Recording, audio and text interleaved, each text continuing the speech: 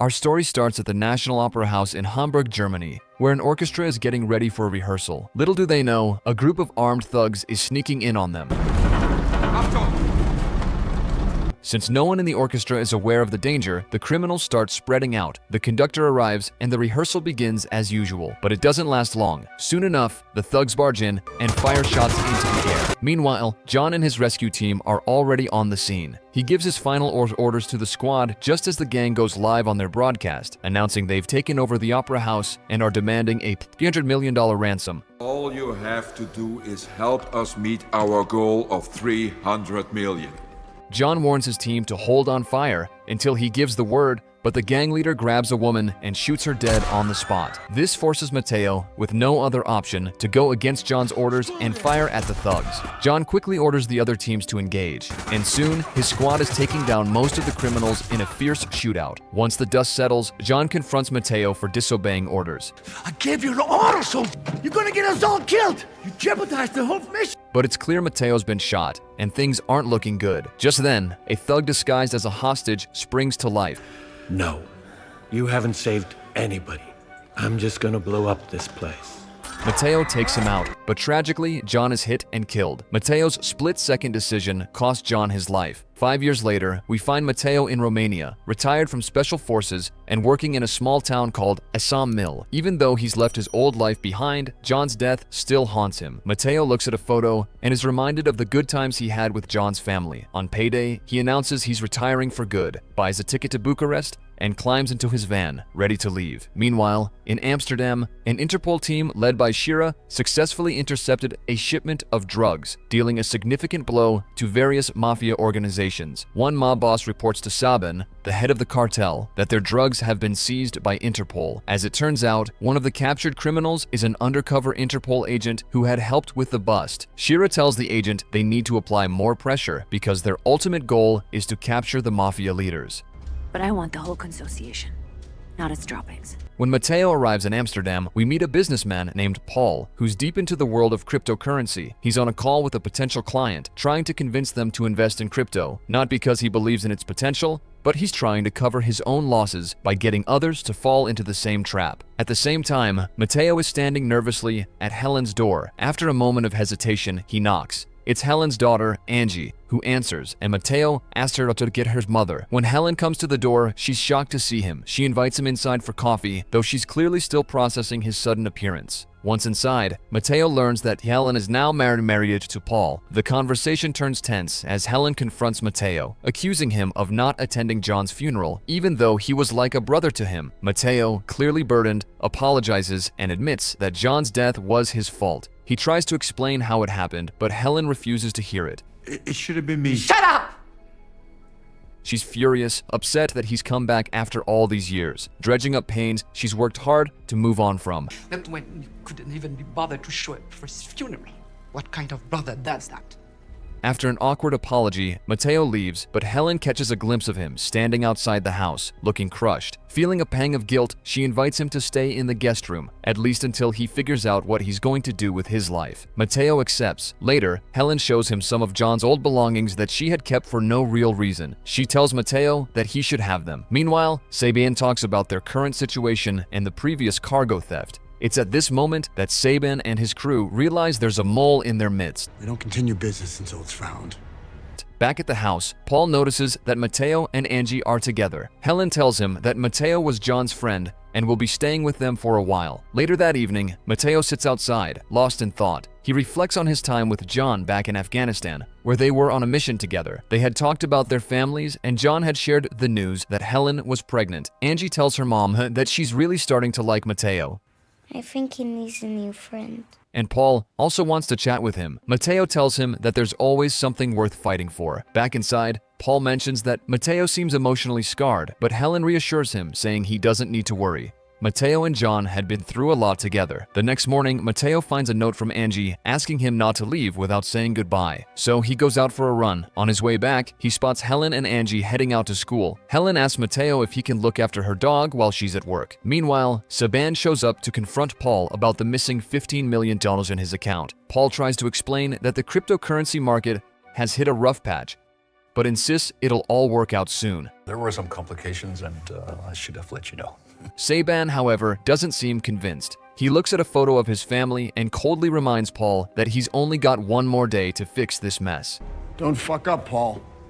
As Saban leaves, we see Interpol's undercover agents tailing him. When Saban and his crew get into their car, we notice Roman, the informant, lurking nearby. He's pretending to fiddle with his phone, trying to snap a picture, but he's so focused on his mission that he doesn't realize he's being tailed as well. Feeling burnt out, Mateo spends the day doing some woodworking before Helen invites him to go on a hike. He started building a treehouse for Angie, hoping to keep his mind busy. Later, a worried Paul comes home, and Helen asks him what's wrong. He only tells her he's got some accounting issues to deal with, not mentioning anything about Saban. Elsewhere, a group of tourists on boat stumbles upon a horrifying sight, a body hanging from a bridge. Turns out it was an inside job. One of Saban's men found out the victim had been working with Interpol and took him out. When Shira and her partner arrive at the scene, they immediately recognize the victim as one of their informants. Paul, back at his office, watches the news about a new cryptocurrency collapse. It dawns on him that he made a huge mistake investing in the wrong currency, and to make things worse, he used his client's money, leading to massive losses. Right then, Paul gets a call from Saban, demanding his money back since Paul only had a day left. Paul promises to fix the situation, but Saban doesn't even bother yelling. He just sends some men to take care of it. Shira and her partner realize the thugs are sending them a message, but the phone's facial recognition is too damaged to unlock. Angie teases Mateo about his scar, hugging him tightly, and Helen notices the bond forming between them. It's family pizza night, but Paul calls to say he won't make it because of some urgent business. While they're eating pizza outside, Angie gives Mateo a drawing, and Helen asks him to stay a little longer for Angie's sake. She tells him John would have loved to see the two of them so close. Just when things start to feel like they're turning around, chaos erupts.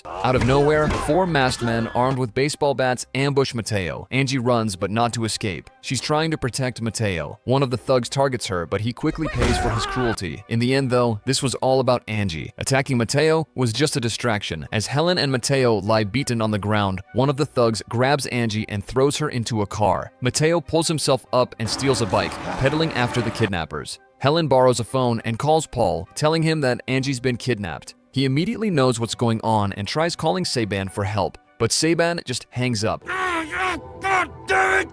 Mateo keeps chasing after the car, and before long, he manages to jump onto another vehicle, smashing the window and fighting the thugs inside. But as he looks in, he realizes Angie isn't there. Determined, he pulls each thug out one by one, and the chase continues until they finally crash. Mateo wakes up in the hospital, handcuffed to the bed. Helen is outside in the hallway, shouting at a police officer, and Angie is still missing. Shira and her partner take over to the case. Mateo, still cuffed to the bed, is now suspected of being involved in Angie's kidnapping because the men he threw out of the car worked for Saban, a notorious crime boss involved in various illegal activities, drug trafficking included.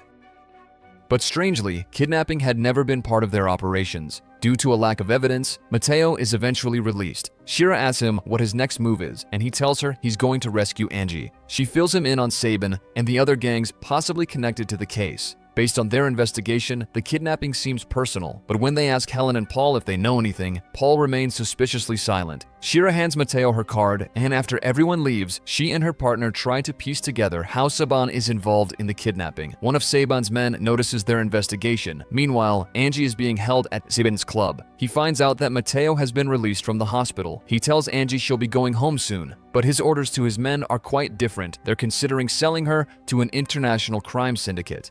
We can give her to the ties. Mateo reflects on the drawing Angie gave him and remembers when John asked him to be Angie's godfather. Are you serious? It means if something happens to me, then you're gonna watch over her. Driven by his promise, he starts gathering the tools he needs for her rescue. When Paul shows up to warn him, he accidentally lets slip about Saban's connection to the Ties family. How do you know he's connected to the tie?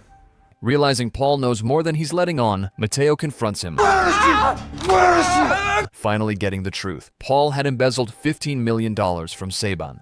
Taking John's gun back from Paul, Mateo forces him to call Saban, pretending he has the money. They arrange a trade. Angie for the cash. Saban agrees, and they settle on a meeting at a construction site. Before heading out, Mateo assures Helen he'll bring Angie home. Meanwhile, Shira and Interpol realize Paul is hiding something. She tells her partner to keep an eye on Paul's house. But before long, Mateo ambushes the agent, taking his car and driving off. Helen invites the agent inside for coffee and calls Paul to talk things through. Paul, now fully aware that Mateo is working with Interpol, begins to panic. Mateo heads to the construction site for the trade, where he encounters a group of thugs. He demands they hand over Angie, but they're shocked to reveal that Angie isn't with them. The whole deal was just a setup to retrieve the money. The deal was, you bring us the money and the girl doesn't die. They forcibly take Mateo's bag, but when their leader opens it, he finds a bomb inside. The explosion injures several thugs, sending the rest running. Back at the house, Helen is confronted by one of Saban's men. A brief fight breaks out, and the thug slashes the agent repeatedly with a knife before Helen scares him off by firing. Paul starts packing to leave, knowing the situation is spiraling out of control. Mateo ties up one of the injured thugs and tortures him for Angie's location, but at first, the man refuses to talk. Eventually, he cracks and gives up the hideout. Helen takes care of the wounded Interpol agent, but when they ask Paul for help, he coldly ignores them and heads toward his car. However, one of Saban's men has been waiting for him and slits him before he can leave. Shira arrives just as the thugs flee the scene. She sits with her partner in the car, trying to calm him down. Mateo contacts Shira, telling her to bring backup for Angie's rescue. Meanwhile, Saban grows anxious, not hearing any word from his men. He sits with Angie and asks her a few questions. Do you think he's gonna come here and come get you? Mateo reaches the club, where he engages in a shootout with the guards trying to stop him. When Shira arrives with her team, they join the fight, and the situation quickly escalates. As Mateo and Shira clear out the remaining thugs, Saban decides to flee with Angie. However, he leaves some of his men behind to slow Mateo down. A brutal fight ensues when Mateo and Shira encounter them, with both sides taking heavy damage. Saban keeps running with Angie as the battle rages on. Mateo decides to go after them alone. When he finally catches up, Saban warns him not to come any closer or he'll shoot Angie. In a split second, Mateo throws a knife straight into Saban's chest. Though Saban manages to fire his gun, Mateo miraculously survives and Angie runs to him. 6 months later, Angie and Helen are together, still unsure if Mateo will ever return. Meanwhile, Mateo is once again sailing alone at sea. As Shira's partner receives an honorary medal, Shira approaches him, reminding him they still have more work to do. The film ends here. Don't forget to subscribe for more recap. Thanks for watching. Have a great day.